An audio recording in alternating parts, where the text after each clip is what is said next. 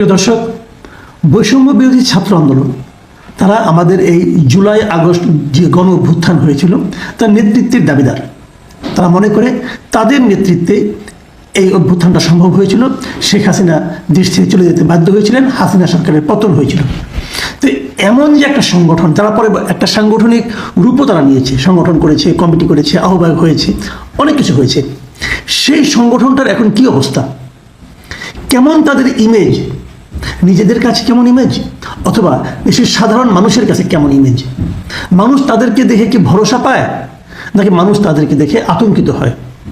তাদের কর্মকাণ্ড কি মানুষকে আশান্বিত করে, নাকি তাদের কর্মকাণ্ডের মধ্যে অনেকে ক্ষমতাসীন রাজনৈতিক দলের চামচা হিসাবে বিভিন্ন ছাত্র সংগঠনের যে অতীত ভূমিকা তারই ছায়া দেখতে পায়? এগুলো কিন্তু এখন জরুরি প্রশ্ন হয়ে দাঁড়িয়েছে। জরুরি কেন সেটা বলি, কারণ এরা তো ক্ষমতা প্রয়োগ করে। সরকার অথবা প্রশাসন তারা তো এদেরকে নানাভাবে প্রোটোকল দেয়, এদেরকে হেল্প করে।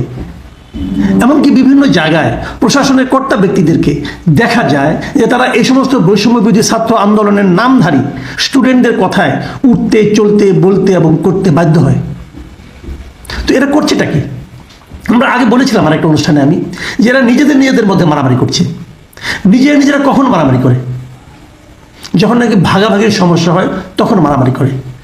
আগে দেখিয়েছিলাম, আগে একবার বলেছিলাম, মানে একদম তথ্য প্রমাণ সহ বলেছিলাম আমি, যে লিফলেট বিতরণ করতে যে এরা মারামারি করে। এদের মধ্যে শৃঙ্খলা এতটাই। সর্বশেষ আমরা গতকালকে কি দেখলাম, কালকে 21 জানুয়ারি মঙ্গলবার, তাদের যে কেন্দ্রীয় কার্যালয় রূপায়ণ টাওয়ারের যে বিশাল, খুব মূল্যবান জায়গায় তারা যে একটা বিশাল অফিস করেছে, এই অফিসের ভাড়া কে দেয় এখনো জানি না। ওনারাও এখনো ওপেনলি বলেন না এটা ভাড়া কত, কিভাবে তারা দেন, কোথায় তারা টাকা পায়। তারা তো সবাই ছাত্র ছিলেন, তাদের তো কোনো আয় ইনকাম থাকার কথা না।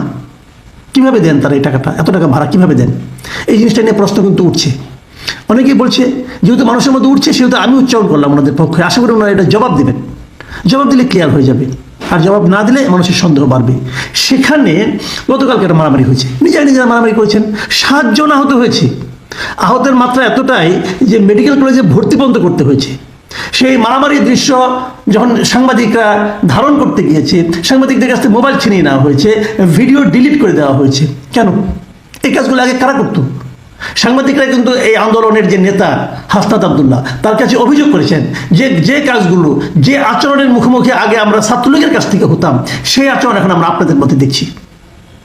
তাহলে এরা কি ছাত্রলীগের আরেকটা কপি হচ্ছে, কপি পেস্ট?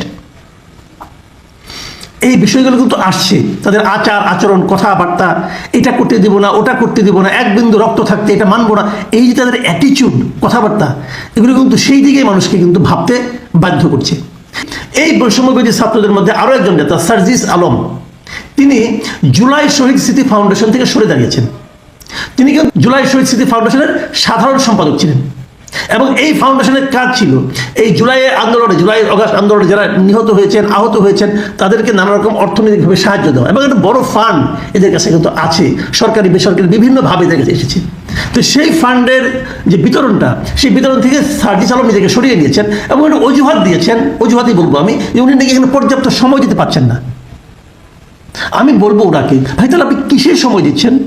আপনি কি এমন গুরুত্বপূর্ণ কাজ করছেন যে এটাকে আপনার কাছে গুরুত্বপূর্ণ কাজ মনে হচ্ছে না? এখানে আপনি সময় দিতে পারছেন না, কেন পাচ্ছেন না? আন্দোলনের পর প্রধান যে কাজগুলি ছিল তার একটা তো এই শহীদদেরকে, তাদেরকে অর্থনৈতিক সাহায্য করা, তাদেরকে আবার নিজের পায়ের উপর দাঁড় করিয়ে দেওয়া, এটাই ছিল মূল কাজ। সেই কাজে আপনি সময় দিতে পারছেন না, তাহলে আপনি এমন কি মহাকাজ দিয়ে ব্যস্ত হয়ে পড়ছেন? ভাই একটু বুঝান তো আমাদেরকে, কি আপনার কেমন কাজ আপনার আছে যে এটাও আপনি গুরুত্ব দিচ্ছেন না? যাদের কাছে এই আন্দোলনের এই কাজে সময় দেওয়ার মতো সময় নাই, তাদের আন্তরিকতা, এই আন্দোলনের প্রতি আদর্শিক যে আন্তরিকতা, সেটা নিয়ে কিন্তু আমি সন্দেহ প্রকাশ করব। এটা কিন্তু একটা জরুরি ব্যাপার। আমি মনে করি যে আসলে পুরোটাই এলোমেলো হয়ে যাচ্ছে। আমরা যাদেরকে যা ভেবেছিলাম তারা বুঝি তা নয়। এর চেয়ে দুঃখের আর কি থাকতে পারে?